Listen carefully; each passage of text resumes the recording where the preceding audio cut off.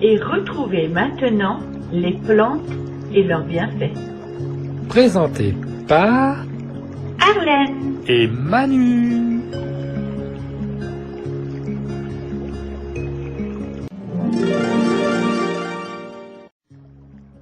Le pamplemousse est un agrume dont l'écorce épaisse et de couleur orangée renferme une chair pulpeuse à la saveur amère unique. Qu'on aime le savourer en jus, en entrée ou en dessert avec un peu de sucre, le pamplemousse apporte toujours une note d'originalité en cuisine. Caractéristiques du pamplemousse. Fort pouvoir antioxydant. Faible charge glycémique.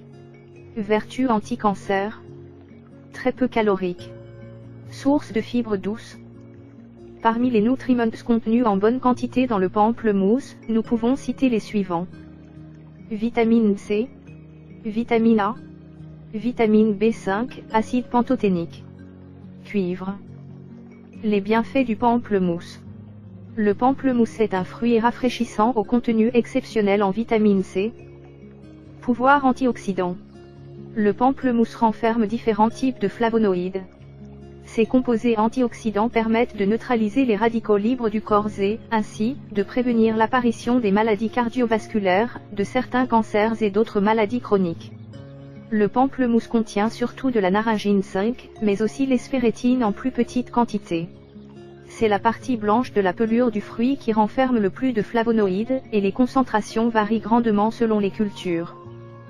L'absorption et l'utilisation de la naringine et de l'hespérétine dans le corps humain diffèrent d'un individu à l'autre.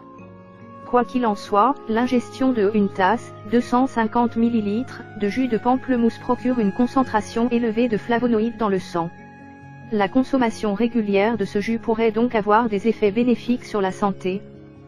Le pamplemousse renferme également des limonoïdes.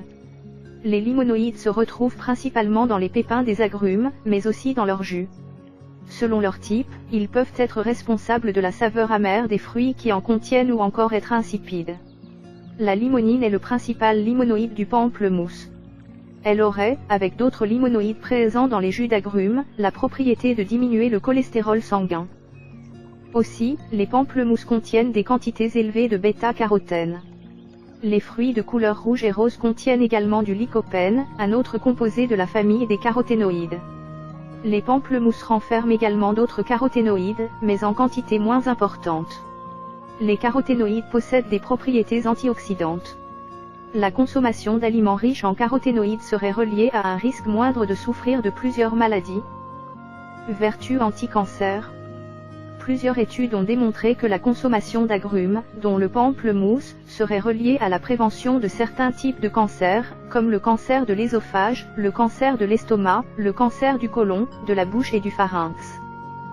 Selon l'une de ces études, une consommation modérée d'agrumes, soit de 1 à 4 portions par semaine, permettrait de réduire les risques de cancer touchant le tube digestif et à la partie supérieure du système respiratoire.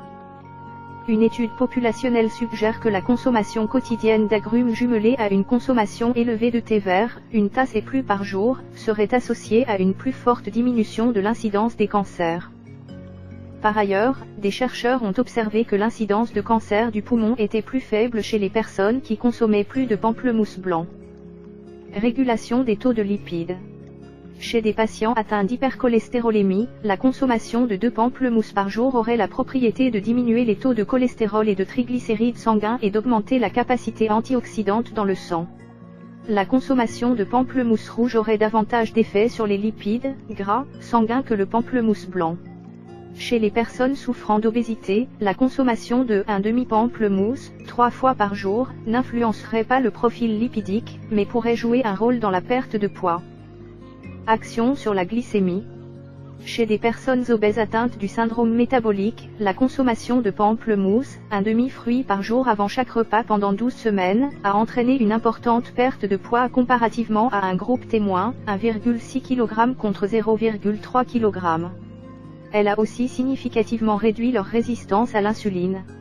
Chez des animaux diabétiques, des suppléments de naringine, un flavonoïde du pamplemousse, ont permis de diminuer de façon importante le glucose sanguin. Ce composé pourrait jouer un rôle dans la prévention de l'hyperglycémie. Anti-inflammatoire. Plusieurs études ont démontré que les flavonoïdes des agrumes avaient des propriétés anti-inflammatoires. Ils inhiberaient la synthèse et l'activité de médiateurs impliqués dans l'inflammation, dérivés de l'acide arachidonique, prostaglandine E2, F2 et thromboxane A2. Richesse en fibres solubles. Environ les 2/3 des fibres du pamplemousse seraient des fibres solubles, comme la pectine. Elles se retrouvent principalement dans l'écorce et dans la membrane blanche autour de la chair, albédo. Par leur aptitude à diminuer le cholestérol sanguin, les fibres solubles, de façon générale, préviendraient l'incidence de maladies cardiovasculaires. Les résultats d'une étude réalisée chez l'humain ont démontré que la consommation de pectine de pamplemousse, sous forme de supplément, diminuait le cholestérol total et le « mauvais » cholestérol, LDL. Le mot du nutritionniste. Il existe des pamplemousses blancs, roses et rouges. Afin de profiter au maximum des propriétés antioxydantes de ce fruit, il vaut mieux choisir les pamplemousses roses ou, mieux encore, rouges. En revanche, les pamplemousses frais, peu importe leur couleur, contiennent environ la même quantité de vitamine C que leur jus. Sous les deux formes, ce sont d'excellentes sources de cette vitamine. Celle-ci contribuerait pour 66% à 77% du potentiel antioxydant du jus de pamplemousse. Comment bien choisir le pamplemousse? Le pamplemousse est un agrume appartenant à la famille des rutacées et qui serait originaire d'Asie du Sud-Est. Plus gros que la plupart des agrumes, il se reconnaît à sa jolie couleur orange plus ou moins foncée et à sa chair à la fois juteuse et amère. En France, on le trouve sur les étals entre les mois de novembre et de janvier et en été. Carte d'identité du pamplemousse. Famille rutacée. Origine Asie. Saison été et hiver. Couleur orange. Saveur amère et sucrée. Pamplemousse ou pomelo. Contrairement à ce que l'on croit habituellement, le fruit que nous retrouvons avec plaisir au petit déjeuner n'est pas le pamplemousse, mais le pomelo. Le véritable pamplemousse est plutôt rare en Occident et est surtout cultivé dans les pays tropicaux tels que la Thaïlande, le Vietnam, le sud de la Chine, la Malaisie et l'Indonésie. C'est un fruit de couleur verdâtre à l'écorce, peau épaisse. Il est plus gros que le fruit que nous connaissons et contient de 16 à 18 quartiers remplis de pépins. Il peut avoir la forme d'une poire, bien que ce ne soit pas toujours le cas. Même si les banques de taxonomie et de terminologie privilégient ces dénominations scientifiques, le mot pamplemousse est de loin le plus utilisé dans la langue courante. C'est pourquoi nous l'utilisons dans cette fiche, pour désigner ce qui est, scientifiquement, un pomelo. On s'explique mal pourquoi on a confondu le nom des deux fruits, pas plus qu'on ne sait exactement quand cette confusion est née. L'huile aromatisée au pamplemousse. Dans le commerce, on trouve depuis peu de l'huile d'olive aromatisée aux agrumes, dont au pamplemousse. La technique consiste à presser ensemble les deux fruits. La saveur de l'huile qui en résulte est habituellement trop prononcée pour qu'on l'emploie dans les vinaigrettes. On s'en sert surtout pour les marinades ou la cuisson. Pour une conservation optimale. Réfrigérateur. Le fruit se conserve jusqu'à 6 semaines au réfrigérateur, dans un contenant fermé, ou 1 semaine à la température de la pièce. Sécher. Faites sécher le zeste et gardez-le dans un contenant opaque et hermétique. Comment préparer le pamplemousse? Même si nous le considérons généralement comme un fruit sucré qui se mange frais, en Orient, le pamplemousse est souvent cuisiné ou confit. En Thaïlande, on le sert parfois avec de la sauce piquante. En Europe, le pamplemousse se consomme aussi bien en entrée qu'en dessert et permet la réalisation de recettes originales et gourmandes. Avant de passer en cuisine. Les agrumes sont plus juteux lorsqu'ils sont à la température de la pièce. Par conséquent, il est préférable de les sortir du réfrigérateur quelque temps avant de les consommer. Pour extraire un maximum de jus, roulez le fruit avec la main sur une surface de travail avant de le passer au presse-agrumes. Le pamplemousse version dessert. Coupez le pamplemousse en deux et dégustez-le tel quel au petit déjeuner, comme entrée ou comme dessert. Ou, sucrez-le et passez-le ensuite sous le grill quelques minutes avant de le servir. Préparez une sauce qui accompagnera la salade de fruits en mélangeant du miel, du zeste et du jus de pamplemousse, une pincée de sel, de la muscade moulue et des graines de pavot. Consommez le jus pressé ou utilisez-le dans les sorbets, les granités et les glaces. Osez le pamplemousse en version salée. Ajoutez à cette sauce de l'huile d'olive pour la transformer en vinaigrette qui accompagnera à merveille les verdures fraîches. dans le guacamole, purée d'avocat, remplacez le jus de citron par du jus de limette et de pamplemousse. Des morceaux de pamplemousse poêlés dans leur jus constituent un accompagnement inattendu à un plat de purée de patates douces avec du beurre. En cuisine, utilisez le zeste du pamplemousse comme celui du citron, de la lime et de l'orange. Préparez une salsa en mélangeant du jus de lime, de l'huile d'olive, un piment jalapeno, un poivron rouge ou vert, de l'oignon émincé, des morceaux de pamplemousse hachés et des feuilles de coriandre. Pour constituer une excellente salade repas. Morceaux de pamplemousse et de tomates, lanières de poivron, œufs durs tranchés et crabes servez-la sur des feuilles de laitue, accompagnés d'une sauce au yogourt et à la mayonnaise. Morceaux de pamplemousse et avocat enrobés d'une vinaigrette font une délicieuse petite entrée. Pour un plat plus élaboré, ajoutez des épinards blanchis et du poisson fumé, le nec plus ultra de l'esturgeon, le tout nappé d'une sauce à base de tahini, de jus de pamplemousse et de tofu. Faites mariner des morceaux de poulet dans un mélange de jus de pamplemousse, d'ail et de piment fort. Essuyez le poulet, faites-le revenir dans l'huile, ajoutez la marinade et laissez réduire. Servez sur de la laitue fraîche avec une sauce composée de miel et de jus de pamplemousse que vous aurez réduite dans la poêle. Accompagné de sections du fruit frais. Remplacez le poulet par des crevettes, ajoutez des oignons verts tranchés, des poivrons rouges et des sections de pamplemousse et faites cuire jusqu'à réduction du liquide. À la thaïlandaise. Mélangez du jus de lime, de la sauce de poisson et du sucre. Ajoutez des crevettes cuites, de la noix de coco râpée et de la crème de noix de coco, puis mélangez. Intégrez des morceaux de pamplemousse en dernier pour éviter de leur faire rendre trop de jus. Contre-indications et allergies au pamplemousse. Excellent pour la santé grâce à sa haute teneur en vitamines antioxydantes et à sa faible teneur en sucre, le pamplemousse est toutefois contre-indiqué dans certains cas bien précis. En effet, le pamplemousse renferme des substances pouvant interagir avec de nombreux médicaments et ainsi diminuer leur efficacité.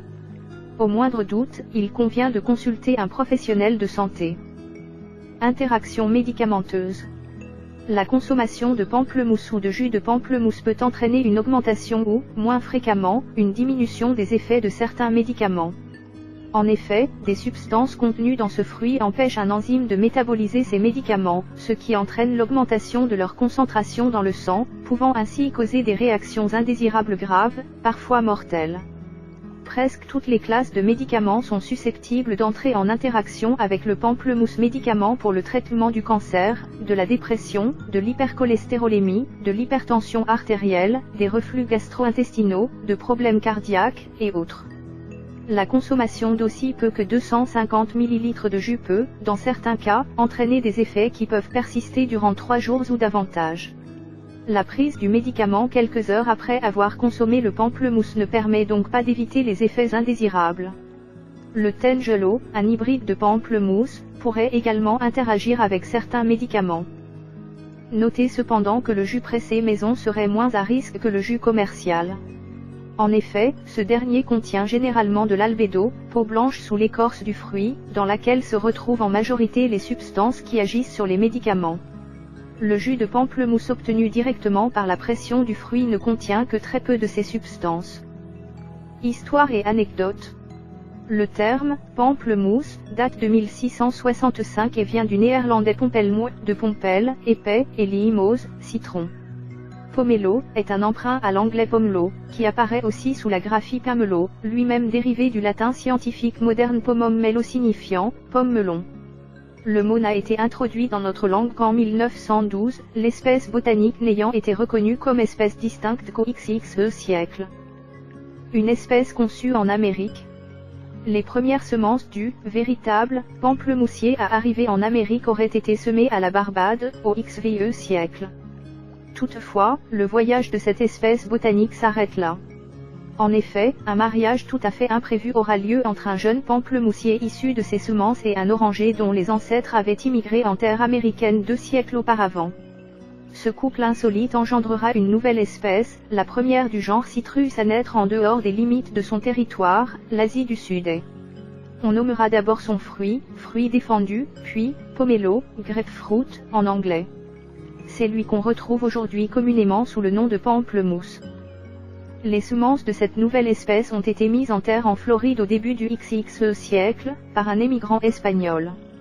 D'elles sont nés les grands vergers de pamplemousse des États-Unis, pays où il s'en produit aujourd'hui plus que partout au monde. Il fallait une certaine vision et beaucoup d'audace de la part des premiers producteurs américains pour mettre en culture un fruit qui, à l'époque, n'intéressait strictement personne. En effet, partout ailleurs, l'arbre était considéré comme un simple objet de curiosité, et ses fruits pourrissaient sur le sol sans être récoltés. À la longue, les Floridiens en apprécieront la saveur et la fraîcheur et se mettront à les consommer. Des usages très variés. En plus du fruit frais et du jus, le pamplemousse sert à la préparation de vin et de vinaigre. L'albédo, partie blanche de l'écorce, est une excellente source de pectine. Elle contient aussi une substance amère, la naringine, employée dans les boissons, toniques, le chocolat amer et les glaces. Une fois désamérisée, cette substance fournit un édulcorant qui est 1500 fois plus sucré que le sucre ordinaire. L'huile essentielle extraite de l'écorce sert à aromatiser les boissons. Des pépins, on tire une huile comestible qui a l'avantage d'être insaturée. Malheureusement, à cause de son amertume prononcée et de sa couleur foncée, on doit la raffiner, ce qui en fait un produit nettement moins sain. Finalement, les déchets de la transformation sont ajoutés à la moulée des animaux d'élevage. Le saviez-vous? La substance aromatique la plus puissante qui ait jamais été découverte provient du pamplemousse. Présente dans le jus à raison d'une partie par 8000, son odeur reste encore perceptible à une dilution d'un 10 millionième de gramme par tonne d'eau. Écologie et environnement. L'extrait de pépins de pamplemousse possède des propriétés antimicrobiennes qui peuvent être mises à profit en agriculture, en jardinage ou en sériculture. Particulièrement utile contre les moisissures, la rouille, le mildiou et les autres maladies fongiques, il peut aussi être employé pour combattre les insectes, particulièrement ceux qui n'ont pas de carapace, comme les limaces ou les pucerons. Pour les insectes à carapace, on le mélange à un extrait d'ail et à un extrait de piment fort. On peut s'en servir, dilué, pour arroser les plantes d'intérieur. C'est surtout dans les élevages que l'extrait de pépins est utile. Il permet de soigner les animaux qui souffrent d'infections causées par des champignons, pulmonaires ou autres. On s'en sert pour nettoyer le pis des vaches ou les sabots des chevaux, ainsi que les cages et les stalles. On l'ajoute préventivement à l'eau à boire ou à la moulée afin de réduire les risques de contagion par les bactéries pernicieuses, telles qu'Escherichia coli et Salmonelle. Il est connu pour stimuler le système immunitaire des animaux, ce qui a pour effet de diminuer les besoins en médicaments de même que les taux de mortalité.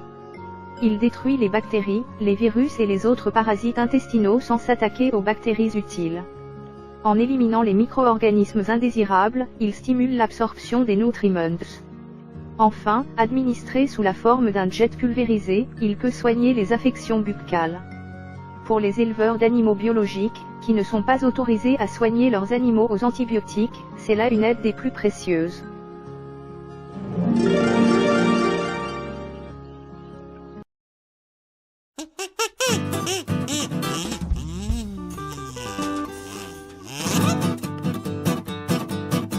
Le pamplemousse pique, pique, pique les babines. Le pamplemousse pique, pique, pique les babines. Ça démange les canines et chatouille les narines. Et ça tortille les deux antennes de capucine. Le pamplemousse pique, pique, pique les babines. Le pamplemousse pique, pique, pique les babines. Il faut pour en manger vider le sucrier, ou ça vous frise les cheveux et vous retrousse le nez. Le pamplemousse